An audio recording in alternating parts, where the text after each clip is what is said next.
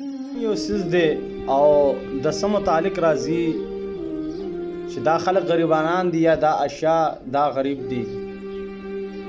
نبی علیہ السلام فرمایي چې شپږ څیزونه هغه غریب دي په شپږو ځایونو کې.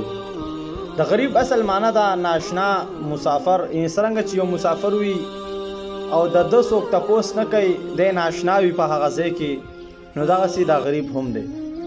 نو محبوب فرمایي چې شپږ څیزونه داسې دي چې هغه په شپږو ځایونو کې دا غریب دي. د ټول نه اول مسجد هغه غریب دی، هغه مسجد غریب دی کوم کې چې دغه قوم دغه علاقې خلک مونځ نه کوي، دغه مسجد څه دی؟ دغه غریب دی. دویم نمبر هغه قرآن غریب دی چې په کوم کور کې قرآن پروت وي او دغه کور والا په دې قرآن کې تلاوت نه کوي، نو دغه قرآن څه دی؟ دا غریب دی. دریم نمبر هغه قرآن غریب دی چې د یو فاسق فاجر په سینه کې پروت دی، خو دا فاسق فاجر په دې قرآن باندې عمل نه کوي، نو چې کله دی په دې باندې عمل نه کوي، دا لوستی نه، نو دا قرآن په دغه وخت کې غریب دی. او څلورم نمبر هغه ښځه دا غریبه ده چې نیکعمله وي، صالحه وي، مؤمنه وي، مسلمانه وي، او دا داسې یو انسان ته واده شي چې هغه ظالم هم وي او بدخویه بد اخلاق هم وي، نو دغه ښځه دغه نیکعمله صالحه ښځه دغه غریبه ده په دغه وخت کې چې دا بدخویه او بد اخلاقه انسان ته ورواده شي. پنځم نمبر هغه خاوند دا غریب دی چې نیکعمله وي او صالح وي، خو د ده ښځه چې کوم دی دا بدخویه او بد اخلاقه وي، نو دغه انسان دغه سړی دغه غریب دی.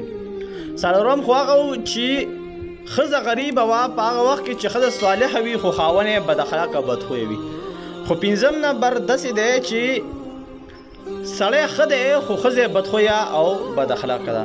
او شپږم نمبر هغه عالم دا غریب دی چې د ده وعظ او نصیحت ته څوک غوږ نه ږدي، ده ته څوک کیني نه، نو دغه عالم څه دی؟ غریب دی. نو بیا د دې خلکو متعلق محبوب څه فرمایي چې رب العزال به دغه خلکو ته په ورځ د قیامت باندې په نظر د رحمت سره نه ګوري.